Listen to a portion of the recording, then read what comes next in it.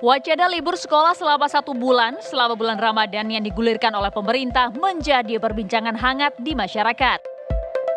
Kebijakan libur selama bulan Ramadan sendiri tak asing untuk anak sekolah di era 90-an hingga awal 2000-an, tepatnya di masa Presiden Gus Dur.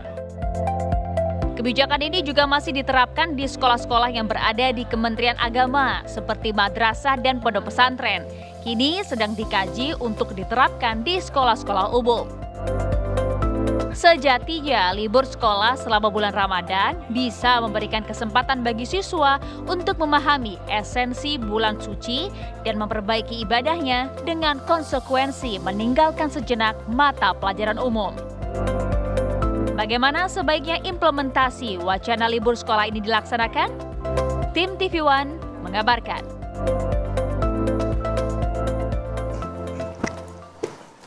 Ya, libur sekolah selama Ramadan ada yang setuju, ada yang nggak setuju. Yang setuju mungkin yang malas bangun pagi gitu ya. Setuju.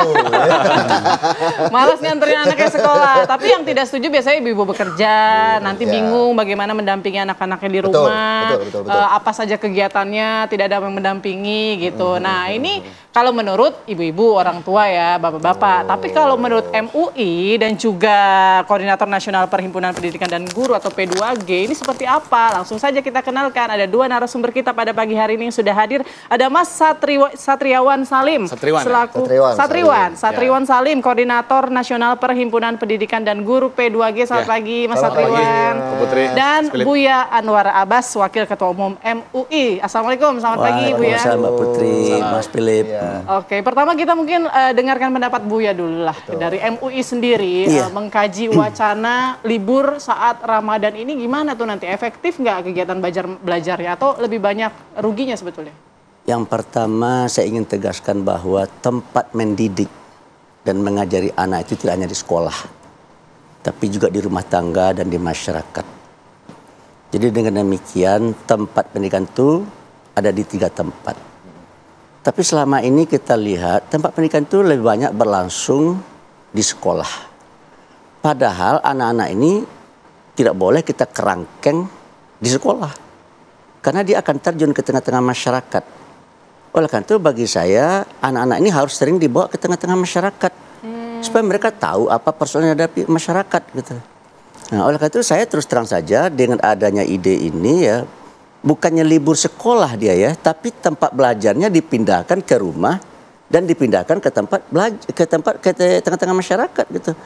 Oleh karena itu sekolah masih berkewajiban memantau kegiatan anak di rumah dan kegiatan anak di tengah-tengah masyarakat. Jadi tetap tidak libur sebetulnya ya Bu. Nggak libur. Tetap ada kegiatan. Ada kegiatan yang itu konteksnya adalah untuk mencetak anak-anak ini menjadi anak-anak yang beriman dan bertakwa serta berakhlak mulia serta memiliki life skill. Saya ini orang Padang ya.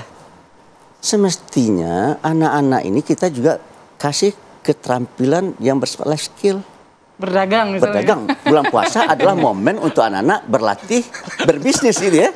Membuat makanan. Saya mami. Saya kalau nggak diajar oleh ibu saya dulu memasak, membuat rendang macam-macam, nggak pandai saya. Tapi karena diajar oleh ibu saya memasak ya, membuat ini, membuat itu, saya sekarang bisa. Jika saya istri saya tidak bisa memasak, misalnya karena ada kegiatan, saya bisa masak sendiri. Dari mana saya dapat? Karena diajar oleh ibu saya di rumah. Bulan puasa bisa dijadikan momentum ya untuk mengajari anak-anak punya life skill.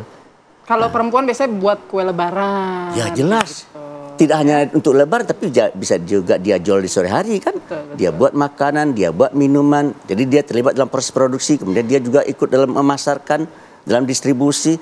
Jika seandainya anak bisa kita kondisikan seperti itu dan sering kita buat seperti itu, maka mentaliti anak itu akan pindah dari employee mentality kepada entrepreneur mentality atau intrapreneur mentality. Tapi kan PR-nya kalau di era sekarang ini ketika anak-anak dikasih libur, ada di rumah, justru mereka lebih sering main game gitu. Ya itulah yang penting dia akan dipikirkan ya supaya anak-anak ini betul-betul terarah gitu. Oleh karena itu harus ada kerjasama antara pihak rumah tangga, masyarakat dan sekolah dan itu yang nggak terwujud hari ini. Jadi semuanya diserahkan oleh Mbak Putri tadi diserahkan semuanya pada sekolah gitu ya dan Mbak Putri sehingga Mbak Putri bisa melepaskan diri dari tanggung jawab mendidik anak gitu ya. Putri bisa siaran gitu, Putri. Jadi Mbak Putri ini senang sekali, bahagia sekali kalau anak-anaknya sekolah gitu ya. Sehingga dia tidak harus ngurusin anak gitu kan ya.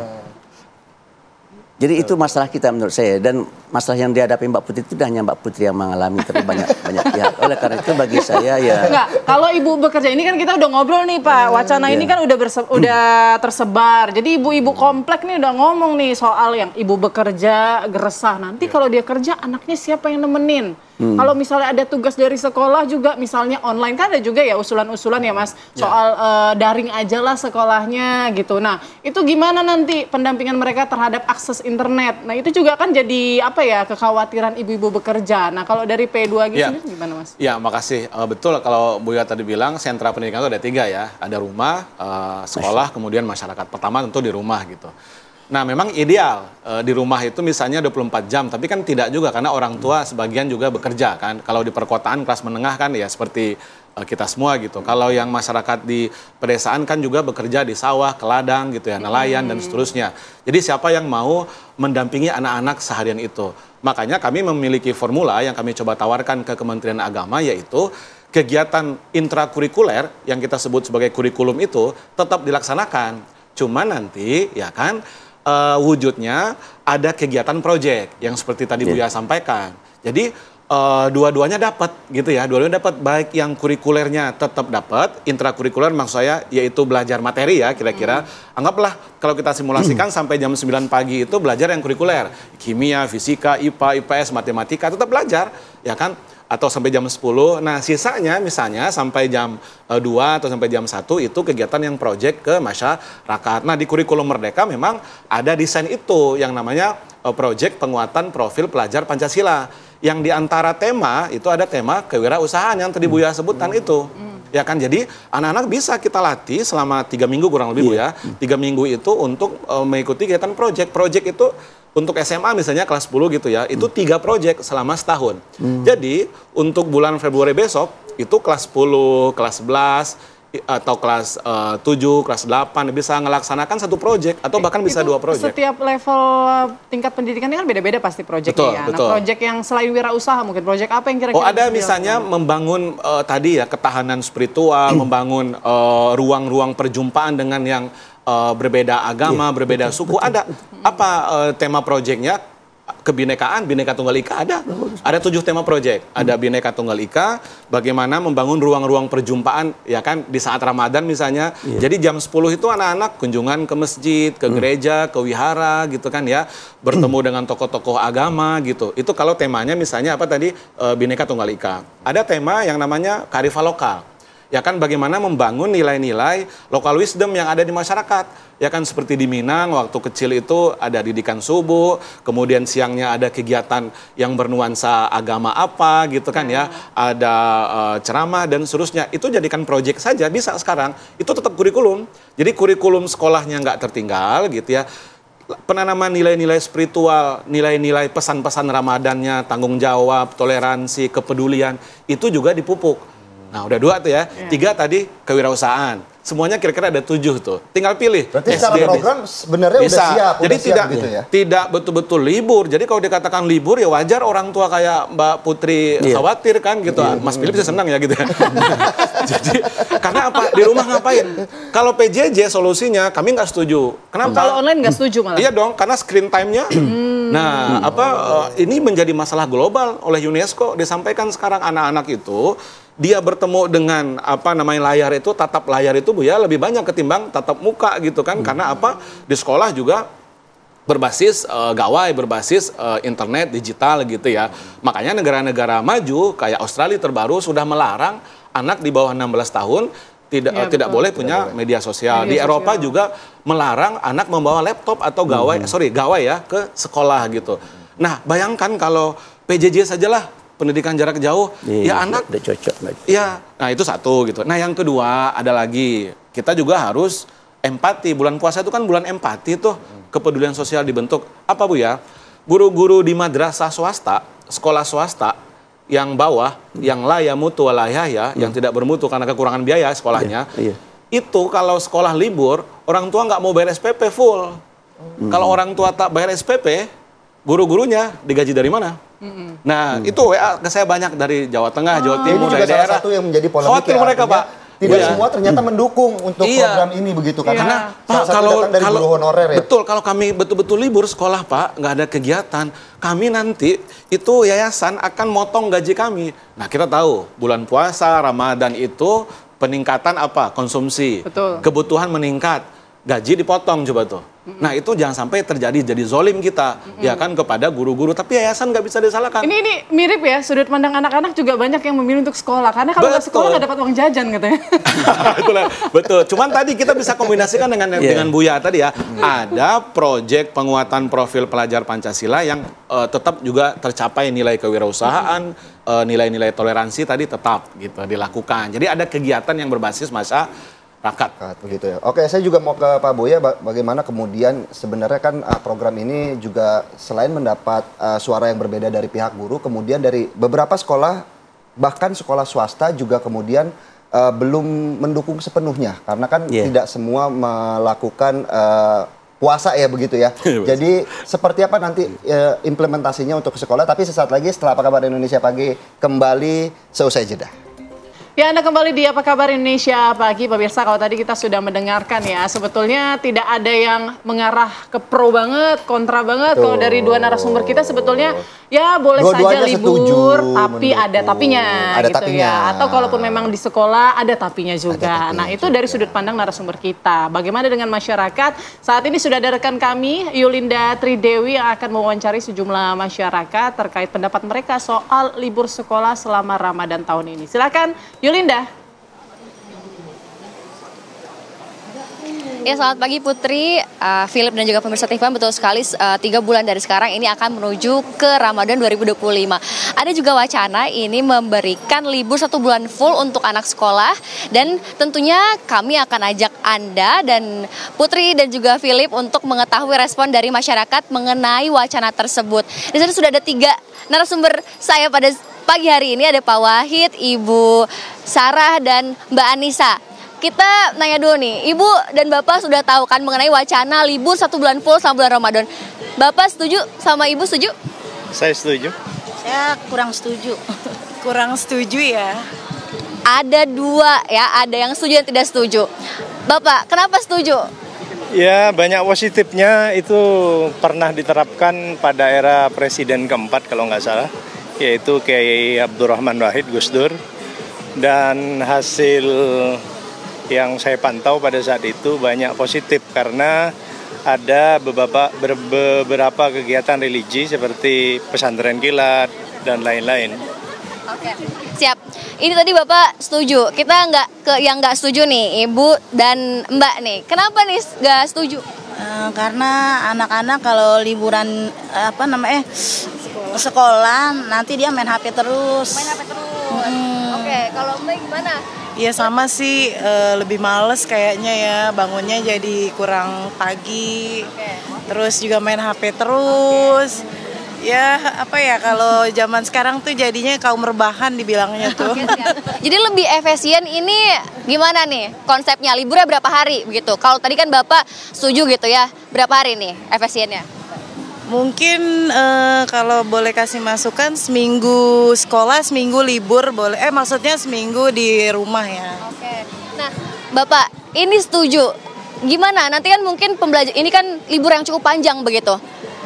Gimana cara mengantisipasinya biar anak katanya nggak malas gitu? Iya banyak sih. Contohnya kegiatan Ramadan itu kan juga banyak.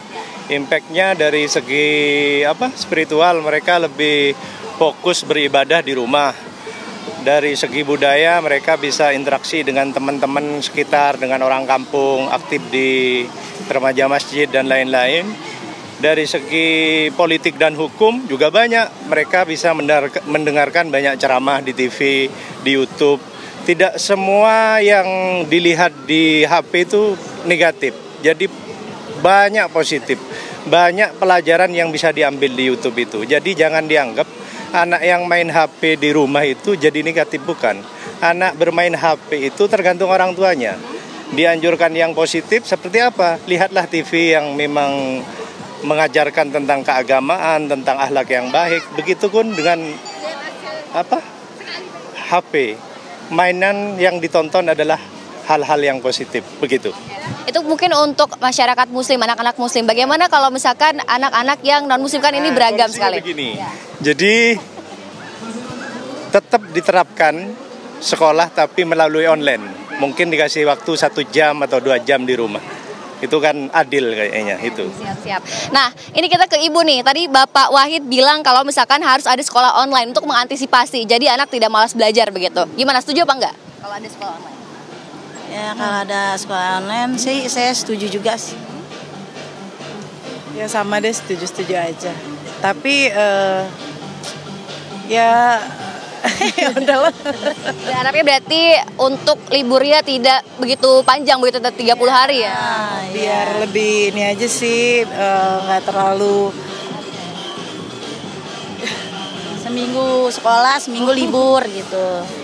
Biasanya sih begitu. Biar nggak terlalu ini banget gitu, kebanyakan liburnya kayaknya gimana gitu. Ya, kalau full sebulan libur kan ya anak jadi males. Ya, terima kasih Ibu Bapak atas waktunya ya pada pagi hari ini. Selamat melanjutkan aktivitas. Kenapa Bapak satu lagi? Libur Ramadan saatnya mendekatkan diri kepada Allah dan saatnya mendekatkan diri kepada orang tua. Oke, siap. Terima kasih banyak atas tempatnya pada pagi hari ini, sangat bermanfaat sekali. Nah pemirsa, memang ini Menteri Agama Republik Indonesia masih mengkaji mengenai wacana tersebut. Sementara kami kembalikan ke Anda di studio. Baik, terima kasih atas laporannya Yulinda Tridewi. Tadi kita sudah dengar. Kebagi rata, 50-50, sama kuat. Ada yang setuju, ada yang nggak setuju. Tapi kalau saya kembali melanjutkan pertanyaan saya ke Pak Buya bagaimana kemudian sistem ini bisa diimplementasikan secara merata, baik itu dari sekolah swasta, sekolah negeri maupun madrasah, begitu, Pak? Ya kalau menurut saya ya, anak-anak ini kita tidak hanya akan cetak untuk memiliki kecerdasan intelektual saja. Dia memiliki kecerdasan emosional, ya, kecerdasan sosial, kecerdasan finansial, ya. Oleh karena itu ya kecerdasan budaya, kecerdasan terhadap lingkungan, gitu kan. Itu kalau hanya dipadakan di sekolah tidak cukup itu. Oleh karena itu bagi saya momentum bulan puasa ini bisa dimanfaatkan dan dipergunakan untuk mencetak kecerdasan lain di luar kecerdasan intelektual itu. Tuh, seperti kecerdasan sosial, bagaimana bergaul dengan orang yang lebih tua, dengan kakek-kakek, dengan nenek-nenek, itu kan ya. Kecerdasan lingkungan, bagaimana caranya anak-anak itu supaya tahu dan peduli terhadap lingkungan. Kalau sekolah kan sudah ada petugas kebersihan kan. Tuh, kalau bisa dalam konteks keagamaan, misalkan bagaimana dia kumpul di masjid, di rumah ibadah untuk belajar agama, gitu kan ya. Kemudian juga bagi saya yang terpikir tuh ya, anak-anak kita ini kan juga harus diajar berpidato, public speaking kan gitu ya. Lalu mereka bisa belajar tentang public speaking di masjid. Ya, anak-anak ditunjuk jadi berpidato gitu kan ya.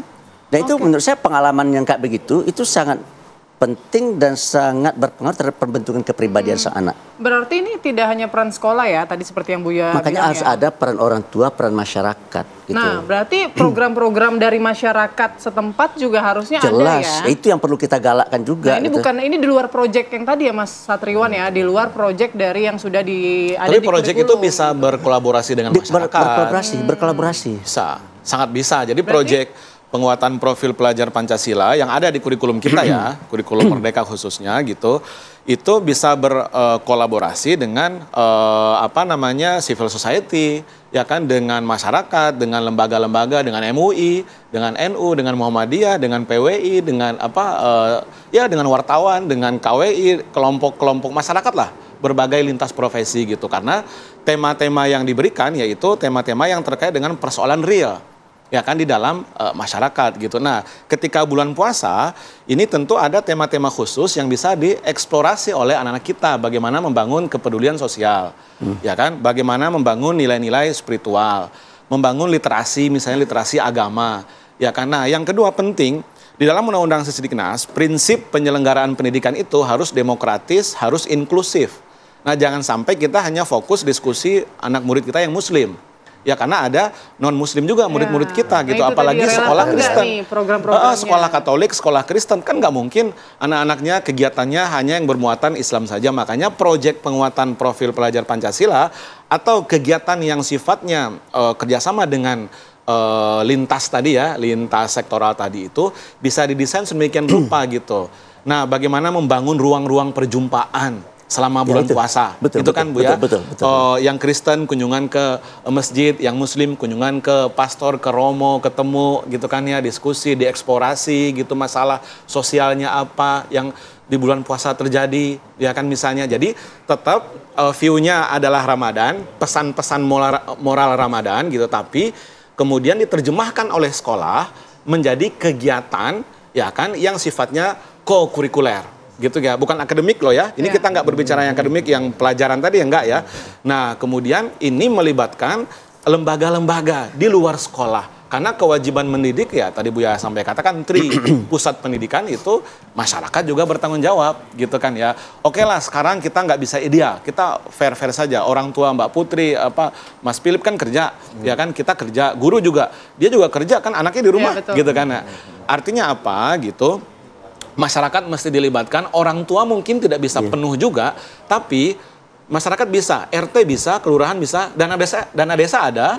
Untuk itu mestinya ke sana gitu. Jadi dana desa itu jangan hanya untuk membangun jembatan jalan saja, tapi juga infrastruktur yang sifatnya SDM gitu ya. Bagaimana selama bulan puasa itu kantor kelurahan, kantor kecamatan, ya kan, itu dijadikan tempat belajar untuk anak-anak dengan skema proyek. Tetap rumah besarnya adalah skema proyek. Karena dalam pendidikan ada namanya model pembelajaran project based learning. Jadi pembelajaran berbasis proyek. Ya kan? Karena belajar itu nggak hanya duduk di kelas dengerin guru ceramah dan terus tidak. Jadi ada pengalaman langsung, berwirausaha tadi misalnya yang tadi Buya sampaikan. Saya juga waktu kecil itu pagi-pagi sebelum belajar dagang dulu juga, betul. Dagang kue bika gitu ya. Kemudian sorenya bulan puasa Nagasari. Nah, saya pikir itu menjadi value yang sampai sekarang kita terngiang-ngiang gitu ya. Saya pikir itu bisa dilakukan oleh anak-anak sekarang dengan model takjil, tapi dimasukin ke program sekolah. Jadi nggak lepas dari kegiatan sekolah gitu ya, yang sifatnya intrakurikuler. Gitu. Baik, Mas Satriwan, terakhir mungkin buat Mas Satriwan, jadi Mas Satriwan ini setuju tidak full sebulan libur atau kalau mungkin... libur sebulan kami nggak setuju, jelas nolak. Ya setuju. Tadi saya katakan ya, ada persoalan-persoalan terkait kesejahteraan guru yang tidak terjamin. Kalau diliburkan, guru swasta khususnya gitu. PNS juga kadang-kadang dilematis. Libur libur sekolah, tapi mereka tetap harus datang oleh Pemda, harus datang ke sekolah. PNS juga begitu, tetap harus piket, ya kan, tetap harus absen setengah 7, absen lagi jam 3 gitu. Jadi saya pikir supaya efektif harus ada kegiatan pembelajaran tetap, tapi kita formulasikan dengan skema project dan itu bagian dari kurikulum. Jadi dua-duanya dapat gitu ya. Maksudnya kehadirannya tetap di sekolah. datang ke sekolah berarti ya. Intinya. Tetap datang karena project itu kan kita bisa desain tadi. Ini teknis banget ya. Kita desain jam 10 ke atas. Nah pagi itu kita belajar 1 atau 2 mata pelajaran dulu. Jadi cepat pulang. Nah memang bulan puasa kan selama ini juga cepat pulang. Setengah hari kan. Nah jam 10. Nah setelah jam 10 mendesain project. Lalu turun ke lapangan, turun ke masyarakat. Sampai kira-kira pukul 2 gitu, atau pukul 1. Nah, jam sekolah selama ini ya kan kecuali di era Gus Dur gitu ya, memang dipercepat. 1 jam pelajaran misalnya di SMA itu kan 45 menit kalau normal. Di bulan puasa itu cuma 30 menit, Mas. Jadi jam 1 zuhur sudah pulang. Itu yang selama ini terjadi. Nah, jadi sekarang kita kombinasikan karena ada usulan dari Kemenak seperti ini, kita kombinasikan dengan kegiatan project dan itu sudah terakomodir di dalam kurikulum. Bu ya, tidak setuju dari kalau bagi saya ini harus dibuat perencanaannya, di mana dalam rencana ini melibatkan 3 pihak, rumah tangga, masyarakat dan sekolah. Nah, libur yang dimaksud di sini bukan artinya anak-anak tidak mendapatkan pendidikan dan pengajaran. Kalau selama ini mereka mendapatkan pendidikan dan pelajaran dari sekolah, sekarang kita ingin anak-anak mendapatkan pendidikan dan pelajaran di rumah tangga dan di masyarakat gitu. Jadi bagi saya libur ini adalah memindahkan tempat mendidik, tempat belajar dari sekolah ke tengah-tengah masyarakat. Jadi pihak sekolah terus mengontrol, memantau. Dibuatlah sistemnya bagaimana pengontrol, pengawasannya gitu ya. Buku kontrol. Jika ada report ya, ada pakai buku bukunya. kontrol. Anda hari ini kegiatan apa dicatat gitu. Project Tapi kayak gitu. saya terus terang saja ya, itu kan ada 3 sisi ya. Student need, student interest, student welfare. Nah, kalau sekolah ini kan lebih fokus kepada student need nih. Nah, saya ingin juga anak-anak ini mengembangkan bakat-bakatnya. Orang seperti Ahmad Dhani itu kan bakatnya kan bermain musik ya. Betul. Gitu kan.